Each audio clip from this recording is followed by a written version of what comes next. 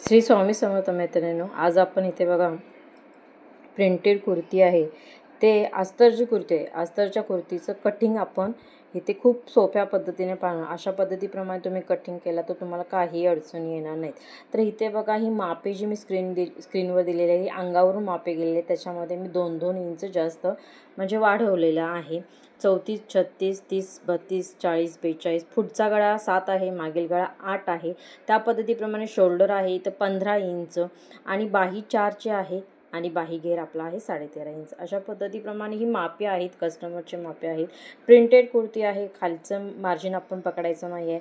आता इथे पहिल्यांदा आपण अस्तरवरती कटिंग करायचं आहे. वरती मी सरळ एक रेष आखून घेतली. त्याच्यानंतर पूर्ण उंची आहे तेवढीच घेतली, 37 इंच. 37 इंचवरती एक रेष आखून घेतली. त्याच्यानंतर इथे बघा आपण काय करायचं आहे, शोल्डर किती आहे.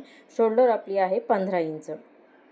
तर शोल्डर 15 इंच आहे, तर मागील गळा आपला आहे 8 इंच, पुढील गळा आपला 7 इंच आहे.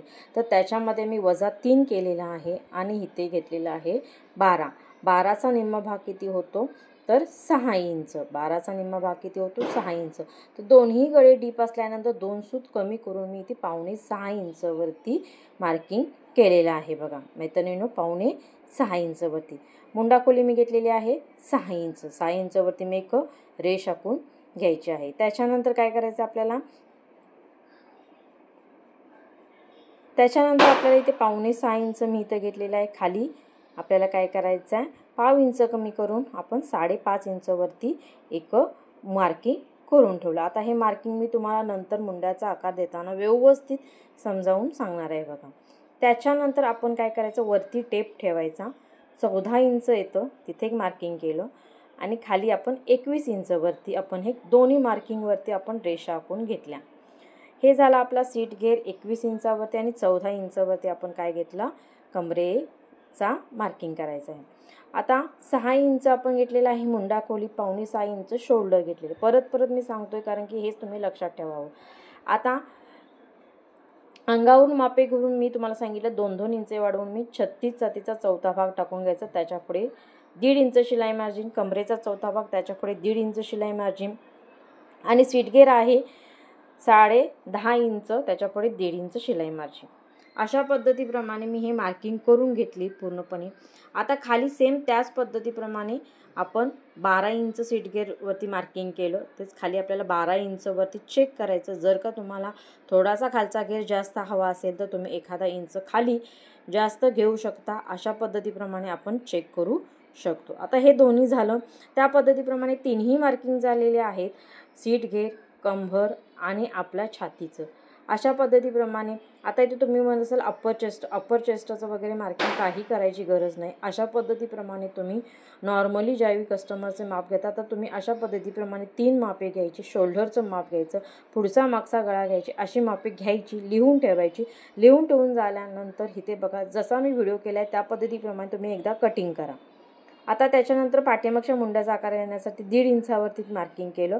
आता 6 इंच मुंडाखोली घेतली, त्याचा मध्य घ्यायचा आहे. बघा आपल्याला 3 इंचावरती मी मार्किंग करून घेतलं आणि आपण छातीचा चौथा भाग तिथे जे मार्किंग केलं होतं तिथून आपण हा पाठीमागच्या 3 इंच जिथे दिले तिथून आपण हा अशा पद्धतीप्रमाणे पाठीमागच्या मुंड्याचा आकार देऊन घेतला. आता मगाशी मी तुम्हाला सांगितलं आतमध्ये मी 0.5 इंच घेतलेला आहे, 5.5 इंचावरती मार्किंग केलं होतं, ती वरती रेष आखून घेतली, शोल्डरपर्यंत जोडून घेतलं आणि 1 इंच तिथे घेतलं आणि अशा पद्धतीप्रमाणे हा पुढच्या मुंड्याचा आकार देऊन घेतलेला आहे. हे दोन्ही आकार आपण देऊन घेतलेले आहेत. बघा त्याच्यानंतर आता तुम्हाला मी मगाशी सांगितलं की बाबा इथे कणी आपण हे दोन्ही डीप गळे आहेत. पुढचा गळा 7 इंचाचा आहे, मागील गळा हा 8 इंचाचा आहे. त्या पद्धतीप्रमाणे मी तुम्हाला नंतर दाखवणारे शिवलेला ड्रेससुद्धा की तयार गळे आपले झालेले आहेत तेच कटिंग करून आपण शिवलेला ड्रेस आहे तो कसा व्यवस्थित झालेला आहे.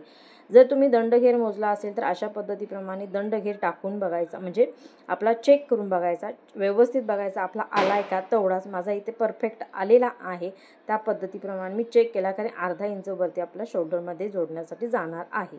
आता त्याच्यानंतर 2.5 इंच गळा रुंदी घेतली, खाली आपण गळ्याची उंची टाकून घ्यायची. अशा पद्धतीप्रमाणे तुम्ही इथे कोणताही गळ्याचा आकार देऊ शकता. इथे मी पानाकार गळा करणार आहे, जास्त असा डीप नाही आहे पण थोडासा असा पानाकार गळा करणार आहे. बघा आता इथे 0.5 इंच मी शोल्डर उतार दिलेला आहे.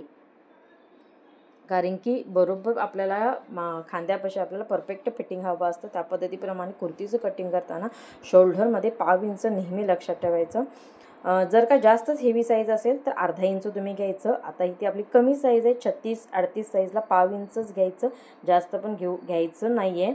आणि त्या पद्धतीप्रमाणे हे आपलं मार्किंग करून झालेलं आहे. आता आपण त्या पद्धतीप्रमाणे हे कटिंग करून घेऊया व्यवस्थित.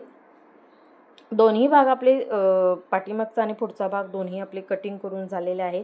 आता इथे पुढच्या भागामध्ये आपल्याला मार्जिन एक्स्ट्रा पकडायचं नाही. पाठीमागच्या भागामध्ये फक्त 2 इंच आपल्याला एक्स्ट्रा मार्जिन पकडावं का लागणार आहे, कारण की आपल्याला खालून 2 इंच फोल्ड करावं लागणार आहे. 2 इंच किंवा 1.5 इंचसुद्धा तुम्ही घेऊ शकता. कपडा जसा अवेलेबल असेल त्या पद्धतीप्रमाणे थोडंफार आपण ॲडजस्ट करून कस्टमरांना हे व्यवस्थित करून द्यायचं असतं. आता पाठीमागचा भाग आपण सेपरेट करून घ्यायचा आहे आणि पुढचा भाग आपण पुढच्या मुंड्याचा आकार आपण व्यवस्थित कट करून घेऊया. हे बघा,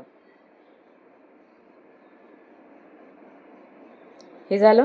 आता हा आपला पुढचा आणि पाठीमागचा भाग. आता आपण बाही कट करूया. बाहीसाठी आपल्याला बाहीची उंची आहे 4 इंच, त्याच्यासाठी 1 इंच मी एक्स्ट्रा घेतलं. बाहीची घडी टाकायची आपण 36च्या तिथे 8.5ची घडी टाकली.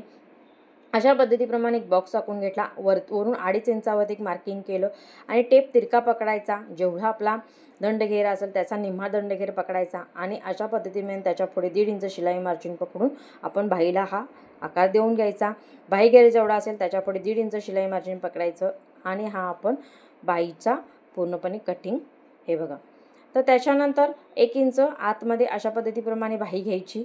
घेऊन झाल्यानंतर जो आकार आपण पुढे बघा, पुढा आकार जसा होतो त्या पद्धतीप्रमाणे हा पुढचा आकार व्यवस्थित अशा पद्धतीप्रमाणे कट करायचा, म्हणजे हा आपला पुढचा आकार आपल्याला मिळतो. अशा पद्धतीप्रमाणे सोपी बाही कटिंग करण्याची पद्धत आहे. तुम्ही कोणत्याही साईजची बाही अशा पद्धतीप्रमाणे कटिंग करू शकता.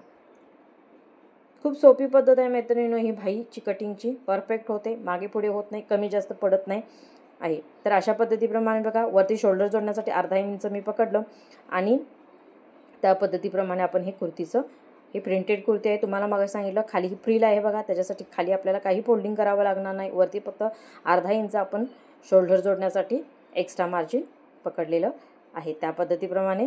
आणि खाली आपण फक्त नेहमीच्यापेक्षा आपण काय करायचं असतं, अस्तर नेहमी कमीच घ्यायचं असतं. त्यासाठी मी 37 इंच पकडलेलं होतं, त्याच्यासाठी 36 इंचाचं आपलं अस्तरचं होणार आहे. अशा पद्धतीप्रमाणे ही आपली मी पूर्णपणे शिवलेलं आहे बघा कुर्ती. तर व्यवस्थित किती सुंदर असं फिटिंग आलेलं आहे. अशा पद्धतीप्रमाणे खाली ही फ्रिल आहे, फ्रिल म्हणतो बी झालर म्हणा, त्या पद्धतीप्रमाणे. आणि बघा किती सुंदर आपलं फिटिंग आलेलं आहे कुर्तीचं. पाठीमागं बॅक साईडला मी गोल गळा घेतलेला आहे, पुढे थोडासा पान आकार घेतलेला आहे त्या पद्धतीप्रमाणे. आणि केशरी कलरची पॅन्ट असल्यामुळे त्याला मी केशरी कलरचा गोट दिलेला आहे. तर सुंदर असं फिटिंग झालेलं आहे. मागचा गळा चेक करून बघूया. बघा, मागचा गळा आपला बघा 8 इंचाचा तयार झालेला आहे. अशा पद्धतीप्रमाणे मी नेहमी गळ्याचं मार्किंग करत असते. आणि त्याच्यानंतर पुढचा गळा चेक करूया. पुढचा गळा आपला 7 इंचाचा आहे का, तर हे बघा, पुढचा गळा आपला 7 इंचाचा तयार झालेला आहे. तर मैत्रिणींनो, खूप सोपी पद्धत तुम्हाला आवडली असेल तर एक लाईक करा, सबस्क्राईब करा आणि चॅनलवरती नवीन असाल तर तुमच्या मित्रमैत्रिणींच्यावर व्हिडिओ शेअर करायलाही विसरू नका. असेच नवीन व्हिडिओ पाहण्यासाठी बेल आयकॉनला क्लिक करा, म्हणजे तुम्हाला नवीन व्हिडिओचे नोटिफिकेशन लगेच येऊन जाईल. व्हिडिओ पूर्ण पाहिल्याबद्दल तुमचे मनापासून धन्यवाद मैत्रिणींनो.